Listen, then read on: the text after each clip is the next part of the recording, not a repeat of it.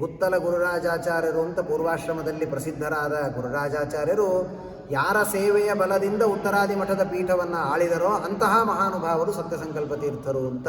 ಅಂತಹ ದೊಡ್ಡ ಗುರುಗಳು ಸತ್ಯಸಂಕಲ್ಪ ತೀರ್ಥರು.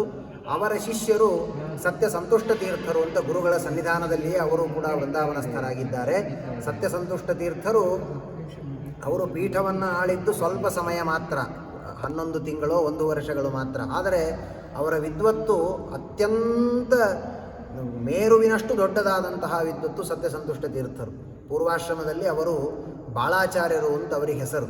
ಅವರು ಈ ರಾಜಮನೆತನದಲ್ಲಿ ರಾಜನ ಆಸ್ಥಾನದಲ್ಲಿ ರಾಜ ವಿದ್ವಾಂಸರಾಗಿದ್ದರು, ರಾಜಗುರುಗಳಾಗಿ. ಅವರು ಯಾರೇ ವಿದ್ವಾಂಸರು ಪರಮತೀಯರು ಅವರ ಜೊತೆಗೆ ವಾಕ್ಯಾರ್ಥಕ್ಕೆ ಅಂತ ಬಂದರೆ ರಾತ್ರಿ 12 ಗಂಟೆಗೆ ಕರೀಲಿ, ಬೆಳಗ್ಗೆ 4 ಗಂಟೆಗೆ ಕರೀಲಿ, ಹಾಗೇ ಹೋಗಿ ವಾಕ್ಯಾರ್ಥ ಮಾಡ್ತಾ ಇದ್ರಂತೆ. ವಾಕ್ಯಾರ್ಥ ಮಾಡುವುದಕ್ಕೆ ಬಂದ ವಿದ್ವಾಂಸರ ಮೇಲೆ ಗೂಳಿಯಂತೆ ನುಗ್ಗುತ್ತಾ ಇದ್ರು. ಆದ್ದರಿಂದ ಗೂಳಿ ಬಾಳಾಚಾರ್ಯರು ಅಂತ ಅವರಿಗೆ ರಾಜರು ಅವರಿಗೆ ಕೊಟ್ಟ ಬಿರುದು ಗೂಳಿ ಅಂತ. ನೀವು ದ್ವೈತ ವೇದಾಂತದ ವಾಕ್ಯಾರ್ಥದಲ್ಲಿ ಗೂಳಿಯಂತೆ ಇದ್ದೀರಿ, ಆದ್ದರಿಂದ ಅವರ ಮನೆತನ ಇವತ್ತಿಗೂ ಗೂಳಿ ಮನೆತನ ಅಂತೆ ಇದೆ, ಅವರ ದೊಡ್ಡ ಮನೆತನ ಎಲ್ಲ ಇದೆ. ಅಂತಹ ಮಹಾನುಭಾವರು ಅನೇಕ ಜನ ಪರಮತೀಯ ವಿದ್ವಾಂಸರಿಗೆ ಪಾಠವನ್ನು ಮಾಡಿದ್ದಾರೆ ಸತ್ಯಸಂತುಷ್ಟ ತೀರ್ಥರು ಪೂರ್ವಾಶ್ರಮದಲ್ಲಿ.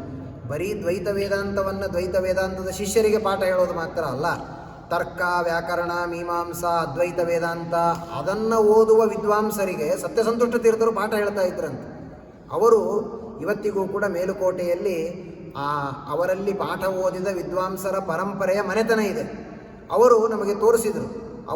ಅವರ ಶಿಷ್ಯರೊಂದು ಗ್ರಂಥ ಬರೆದಿದ್ದಾರೆ. ಗ್ರಂಥ ಬರೆದು ಅದರ ಪ್ರಾರಂಭಕ್ಕೆ ಸತ್ಯಸಂತುಷ್ಟ ತೀರ್ಥರನ್ನು ನಮಸ್ಕಾರ ಮಾಡ್ತಾರೆ. ಅವರು ಷಡ್ದರ್ಶನ ಮಹಾರಣ್ಯ ವಿಹಾರ ಪಟುಕೇಸರಿ ಅಂತ. ಆ ಶಬ್ದಗಳ ಭಾರವನ್ನು ನೋಡಿದರೆ ತರ್ಕ ವ್ಯಾಕರಣ ವೇದಾಂತ ಮೀಮಾಂಸಾ ಅದ್ವೈತ ವೇದಾಂತವೆಂಬಂತಹ 6 ದರ್ಶನಗಳು, ಸಿದ್ಧಾಂತಗಳು.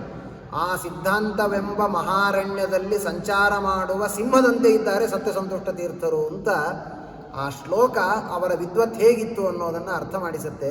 ಅಂತಹ ಮಹಾನುಭಾವರು ಸತ್ಯಸಂತುಷ್ಟ ತೀರ್ಥ ಶ್ರೀಪಾದಂಗಳವರು. ಅವರಿಬ್ಬರ ಈ ಪವಿತ್ರವಾದ ಮೂಲ ವೃಂದಾವನದ ಸನ್ನಿಧಾನ ಇದು ತುಂಬ ಜೀರ್ಣವಾಗಿದ್ದಕ್ಕಾಗಿ ಪರಮಪೂಜ್ಯ ಸತ್ಯಾತ್ಮ ತೀರ್ಥ ಶ್ರೀಪಾದಂಗಳವರು ಇದರ ಪೂರ್ಣ ನವೀಕರಣವನ್ನು ಮಾಡಿ ಇಲ್ಲಿ ಧನ್ವಂತರಿ ದೇವರ ಅತ್ಯಂತ ಅಪರೂಪದ ಸನ್ನಿಧಾನವನ್ನು ಪ್ರತಿಷ್ಠಾಪನೆ ಮಾಡಿ ಇಲ್ಲಿ ಭಕ್ತರಿಗೆಲ್ಲ ಬರುವ ಕಷ್ಟಗಳ ರೋಗಗಳ ಪರಿಹಾರಕ್ಕಾಗಿ ಅನುಗ್ರಹವನ್ನು ಮಾಡಿದ್ದಾರೆ. ಅಂತಹ ಗುರುಗಳ ಅನುಗ್ರಹ ಎಲ್ಲರಿಗೂ ಆಗಲಿ ಅಂತ ಪ್ರಾರ್ಥನೆ ಮಾಡ್ತಾ ಹರಯೇ ನಮಃ.